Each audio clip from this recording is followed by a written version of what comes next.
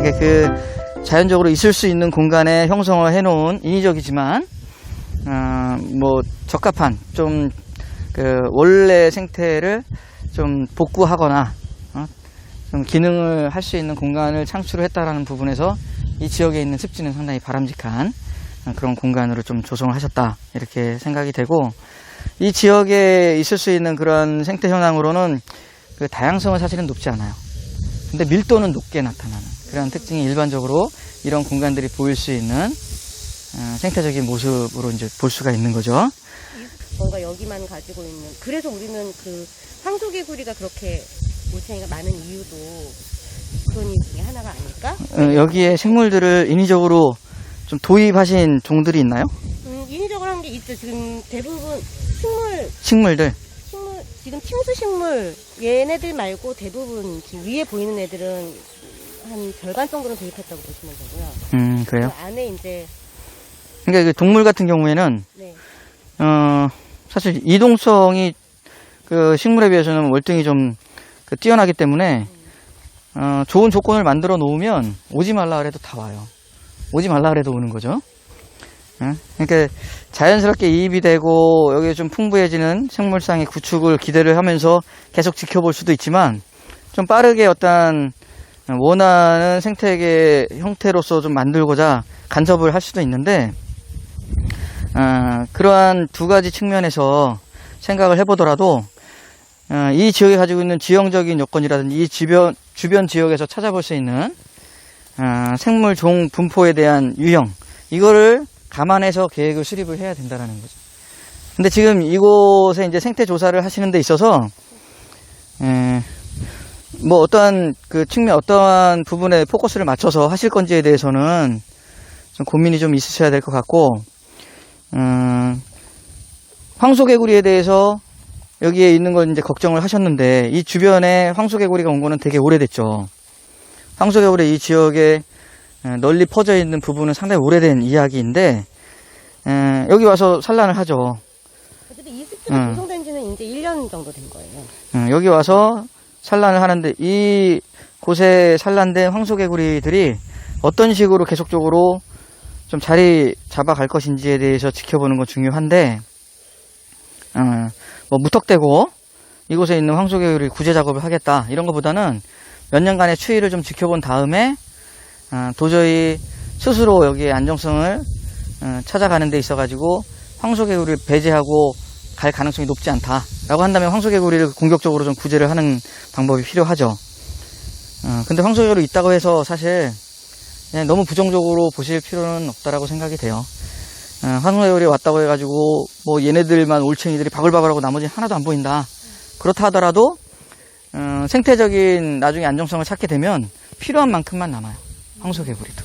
그러면 거기에 생태의 안정성을 계속 구축해가는 일원으로서 역할을 한다라고 볼 수 있기 때문에 우선적으로는 좀 지켜보고 관망을 좀 추이를 분석해가지고 좀 기다려 보시는 것도 좋을 것 같습니다. 근데 황소개구리 알을 낳았다, 몇 개를 낳았다, 몇 덩어리 낳았다, 이런 거를 갖다 계속 계수를 해가지고 변화상을 기록해 놓는 건 중요하죠. 또 알을 낳는데 여기에 이렇게 덩어리 이만큼 났어요. 보면은 이제 손으로 다 흘러나가죠. 보시면 수차에 걸쳐가지고 보시게 되면 이제 구별을 하실 수 있으실 텐데, 얘네들이 알을 낳고 거기에 2만 마리 이상의 새끼들이 쭉 여기에 퍼져 나가겠죠. 근데 몇 마리가 살아남을 것인지에 대해서는 그 지역마다 또 다른 거죠. 그래서 얘가 어느 정도 사이즈까지는 몇 프로가 살아남는다, 몇 프로가 살아남는다, 어떻게 아실 거예요? 어떻게? 이제 이런 방법들은 그때그때 아이디어에 의해서 하는 거죠. 아이디어에 의해서.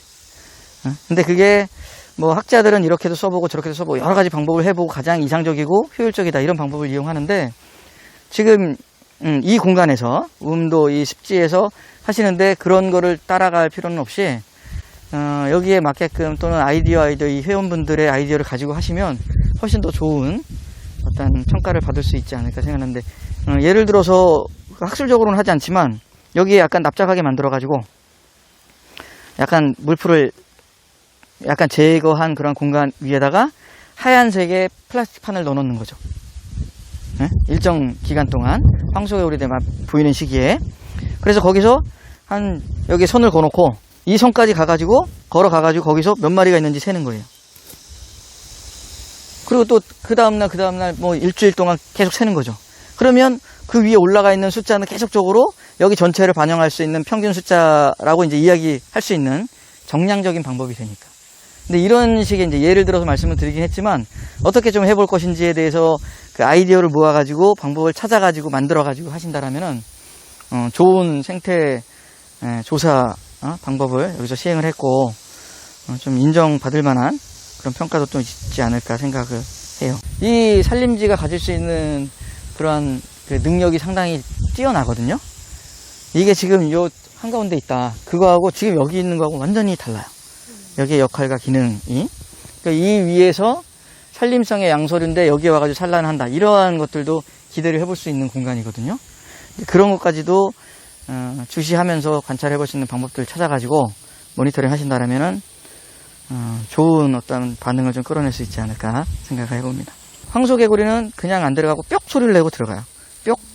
근데 그것도 이 생물들은 개체마다 한 녀석마다 다 독특하기 때문에 사람도 물론 그렇긴 하지만 경향성에 대해서 말씀드릴 수 있지만 직접 해볼 수 있는 방법을 많이 찾아가지고 해보시면 좋겠습니다. 제가 이제 황소개구리죠.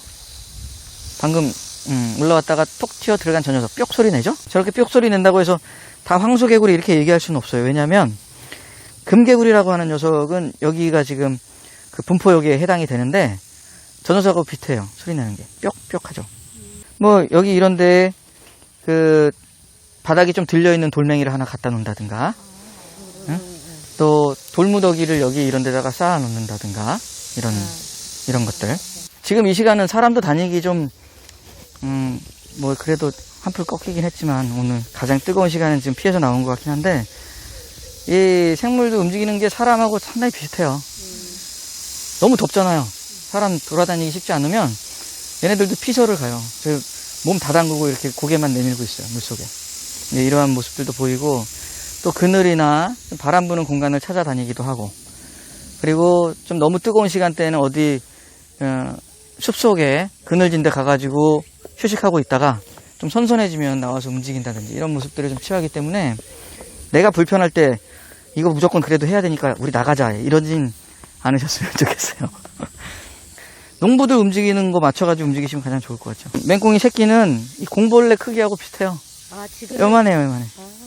요만해 나와 돌아다니는 그런 모습을 볼 수 있는데 땅속에 들어가 있더라고요. 맞아요. 땅속에 들어가 있기도 하고 모래가 이 주변에 좀 있다면 모래 속을 잘 파고 들어가니까 인위적으로 모래를 약간 쌓아놓고 거기를 이렇게 파가지고 관찰을 해보시는 것도 좋은 방법이 될 수 있어요. 지금 이런 데도 상당히 좋은 은신처가 될 수 있을 것 같긴 한데 인위적으로 좀 들춰볼 수 있는 공간을 만들어 놓고 계속 들춰보시는 것도 좋아요. 참 개구리는 이 그 물 바깥쪽에 있다가 많이 들어가고 황소개구리는 딱 이런 자리에 있다가 튀어 들어가죠. 그 청개구리 같은 경우에는 지금 여기 벼메뚜기에 이렇게 붙어 있는데 저런 식으로 이런 데 붙어 있어요. 청개구리는. 청개구리 말씀드렸지만 그 벽을 탈 수 있는 능력을 갖춘 그 개구리, 이 녀석은 밤에는 나와가지고 먹이 활동을 하거나 또는 그 짝을 찾겠다고 하는 그런 산란 행동들을 취하는데 그런 행동들을 취하는데 이 낮에는 이런 데 붙어 있죠. 그냥 바짝 붙어 있는.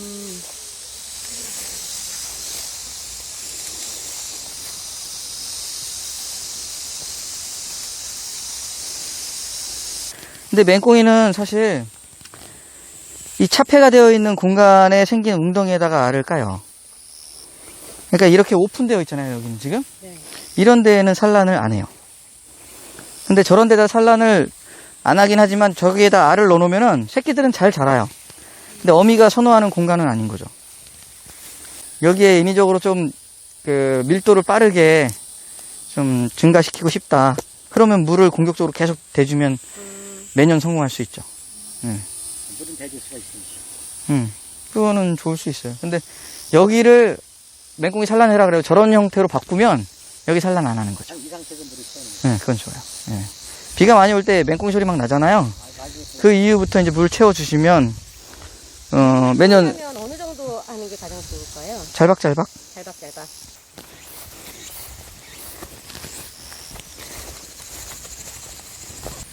이런 연못은 금개구리도 좋아하는 환경 아닌가요? 좋아하는 환경이 맞아요. 근데 금개구리도 서로 잘 잡아먹고, 황소개구리는 말할 것도 없고, 금개구리도 서로 잡아먹어요? 잘 잡아먹어요. 근데 지금 그 황소개구리가 있으면 금개구리 있는 데가 완전히 금개구리 초토화된다, 씨가 마른다, 뭐 이런데 사실 짧은 시간 내에 그런 경우가 종종 있긴 있어요. 여러 고안되어 있는 국가적인 사업에 의한 방법들이 좀 이거 맹꽁 마련이 되어 있으니까.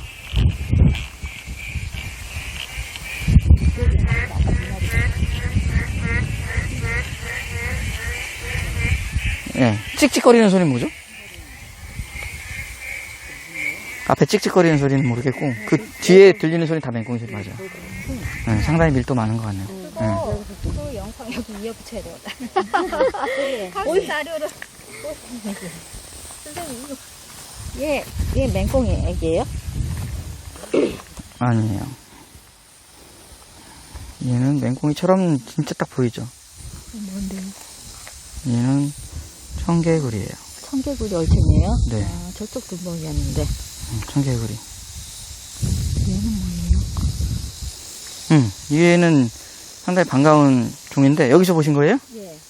얘는 한국산 개구리라고 하는, 아, 한국 청개구리예요? 네. 한국 청개구리예요?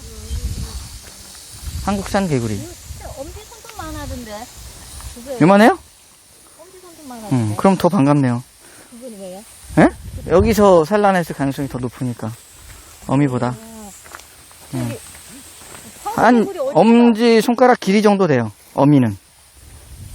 길이는. 그 어미 사이즈는 이 정도 되고,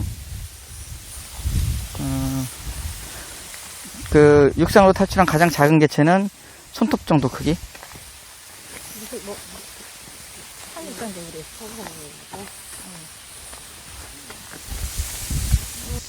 여기가 그 북면지로서 아주 이상적인 공간이기 때문에. 동면지? 네, 동면지. 동면지로 사용할 수 있는 공간이 이런 사면.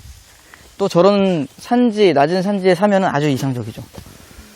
동면으로 저런 공간을 많이 이용하기 때문에 저런 그 둔턱이나 뭐 어떤 경사지가 있는 주변의 웅덩이는 가장 선호하는 공간이 돼요. 밀도가 여기에 상당히 좀 높게 서식할 거라고 생각이 되는데, 지금 얘들을 관찰할 수 없는 게 있는데도 불구하고 사람들이 찾아오기에 너무 안 좋아요. 은신처가 얘들 휴식할 수 있는 공간이 되기도 하지만 사람이 관찰하는 데도 도움이 많이 되거든요.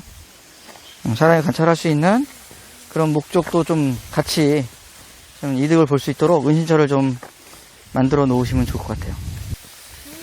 주요하게 모니터링 대상으로 그러면 좀 뽑을 만한. 지금 여기 뭐 맹꽁이, 거든요. 참개구리, 청개구리도 그 다음에 한국산 개구리, 한국산 개구리. 네, 그리고 봄철, 이른 봄철에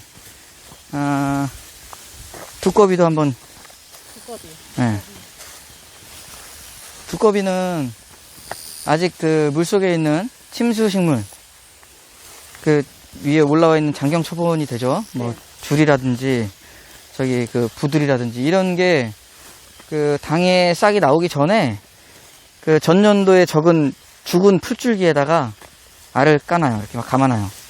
그러니까 그 시기에 정수식물 싹이 나오기 전에, 물 위로 나오기 전에. 네, 거기다가 막 이렇게 감아놓기 때문에 관찰이 그 시기에 아주 용이하죠.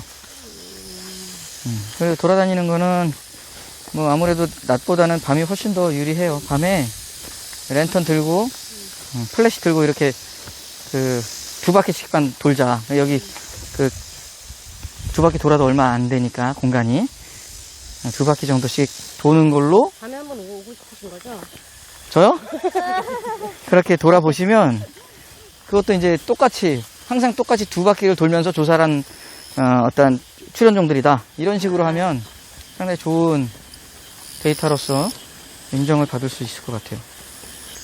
또 이제 그 한국산 개구리도 그렇고 도롱뇽도 그렇고 경기도 보호종이니까 이 지역 내에서는 또 다른 거기에 좀 얹힐 수 있는 의미가 또 있을 수 있는 거죠. 경기도 보호종이니까. 양석하시는 분들이 좀 잘 서식하게 하기 위해서는 이 습기 관리를 어떻게 해주는 게 좋을까요? 이 주변에 계속 돌면서 이 습지를 중심으로 생물상이 어떻게 변화되는지 계속 관찰을 하는 것 정도로 좋을 것 같고, 여기는 에너지가 많이 집적되어 있는 공간이기 때문에 그대로 놔두면 저렇게 표면이 오픈 공간이 없는 그러한 습지로 계속 유지가 될 거예요. 오픈 공간이 없다는 의미가 어떤 거죠? 잠자리는 알까기 쉽지 않은 거죠.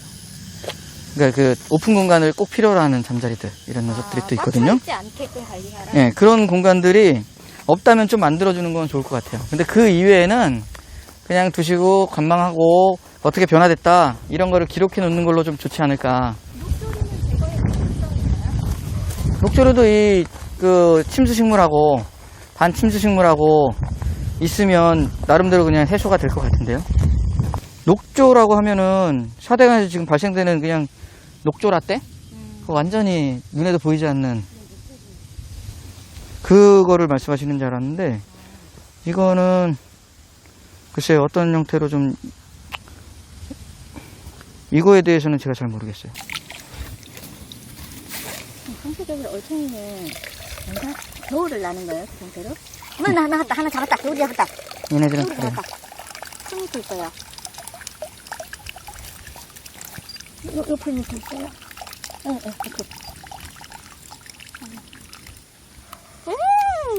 네, 황소개구리. 네? 황소개구리 이제 갓 나온 애기예요. 아, 뒷다리 나와 있더니 이제 드디어. 황소개구리 뒷다리는 이제 개구리 노래 보면 앞다리가 쑥, 뒷다리가 쑥 이러잖아요. 뒷다리는 쑥 안 나와요. 근데 앞다리는 쑥 나와요.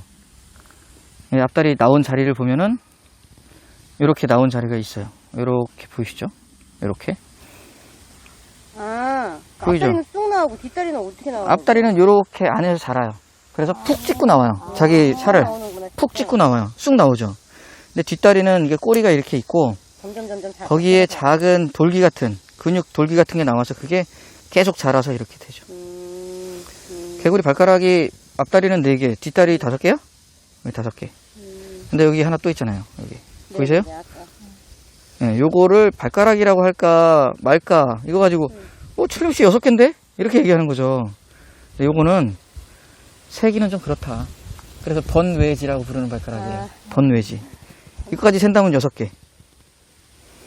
이렇게 개구리를 손으로 잡으면 뭐 화상 입는다 화상을 입는다 뭐 이런 소리 하잖아요. 그 말도 안 되는 얘기인데 그렇죠. 옛날에 어떤 생태 강의하는 분이 그 얘기를 해가지고 그걸 엄청 퍼뜨렸죠. 네, 많은 선생님들이 또 그렇게 알고 계시는 이 분들이 많죠. 개구리는 먹이를 삼킬 때 자기 혀가 운동 능력이 없어요.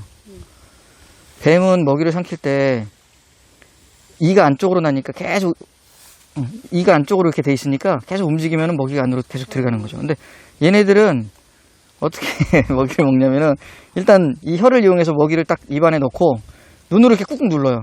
눈으로. 어머, 눈을 꾹꾹 눌러요. 그러니까 눈을 똑바로 뜨고 먹이를 먹을 수가 없어요. 동화책에 눈 뜨고 막 나비 잠자리 먹는데 그럴 수가 없는 거죠. 눈으로 이렇게 꾹꾹 눌러요. 모든 개구리가 그런 거예요? 모든 개구리가 그래요. 정확히가. 근데 조사 갔을 때 이제 황소개구리가 잡히면 다 죽이죠. 또 이제 여기에 관련자라고 해가지고 놓아주지 못하고 다 죽이죠. 근데 상당히 좀 어떻게 해야 될지 방법이 없는데, 여튼 외래 생물이기 때문에 지금 이야기상으로도 잡은 뭐 베스 같은 거 다시 놓아주면 안 된다 이런 법령을 만들어야 되는데 심지어 그런 거조차 없어요.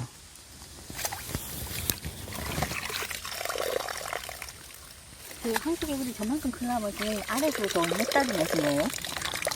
1년 넘은 거죠. 아, 지난 가을부터요? 예.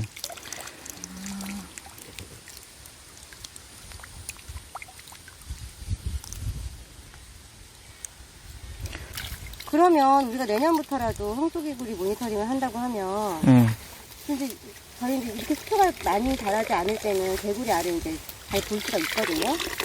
네. 아 이거는 황소개구리 알이 필요 없더라고 생각할 수 있는 포인트. 포인트? 크기 외에 크기도 크더라고요. 손에 이렇게 넣어서 이렇게 들면 손에 남아있는 게 없어요. 아 다 흘러내려요? 다 흘러내려요. 다 빠져나간다. 그리고 크기가 엄청나게 커요. 네, 수면에 맞아요. 떠 있고. 응. 네, 그리고 눈에 잘 안 보이긴 하는데, 여튼 우리 토종 개구리의 알하고는 모르는 사람이라 하더라도 와 이거는 우리나라 토종 개구리 알은 아니겠구나 이런 차이점이 있어요. 예? 보고 새낀 줄 알아서 이만해가지고. 아 올챙이. 한국인 줄 알았어요. 되는 것 같아요. 올챙이? 배가 누래가지고. 예. 황소개구리 올챙이는 뭘 먹어요, 선생님? 올챙이들은 다 잘 아플 것 여기로 여기까지. 부식성. 그러니까 그 물속에 빠져 있는 모든 유기물질을 다 먹어요. 썩은 거를 먹는 거죠. 그럼 오염물질도 꽤 제거되겠네요? 아 그거는 그럴 수 있는데 글쎄요. 또 올챙이는 다 그렇다라는 거죠. 올챙이. 황새개구리 올챙이가 옆에 참개구리 올챙이 있으면 그걸 안 먹네요. 채식하는 거는. 경쟁은 되죠.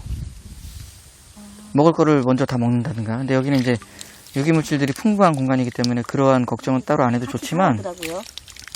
네, 그래서 서로 경쟁을 하는 거는 먹을 거 없을 때 잡아먹진 않아요. 근데 여기에 상처가 조금 생기거나 아니면 계속 괴롭히는 거죠, 옆에서. 그러면 상처가 나중에 생겨요.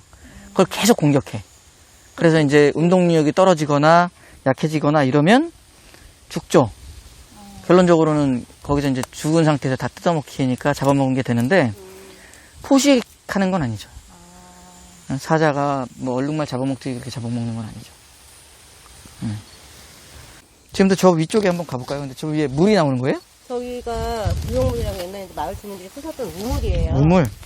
이 물이 여기까지 이렇게 흘러내려왔대요. 네. 그래서 자연스럽게 여기 좀 습지가? 하고 그래서 예전에 주민들께서 여기서 자연스럽게 논농사도 짓고 여기 논 있었어요? 논농사를 지었던 곳이에요. 근데 이제 그 아주 전 상황에는 워낙 갯벌이었으니까 일부를 간척해서 논농사를 지으셨던 거죠. 여기에는 뭐라도 와서 알 까겠는데요? 이런 데 알을 많이 까요. 물이 많은데. 양서류 자원들이 좀 방문할 가능성이 높아 보이네요. 이런 거를 양서류는 선생님 어쨌든 그 알일 때 조사하는 게 가장 좋겠네요. 뭐 나름 있죠. 뭐.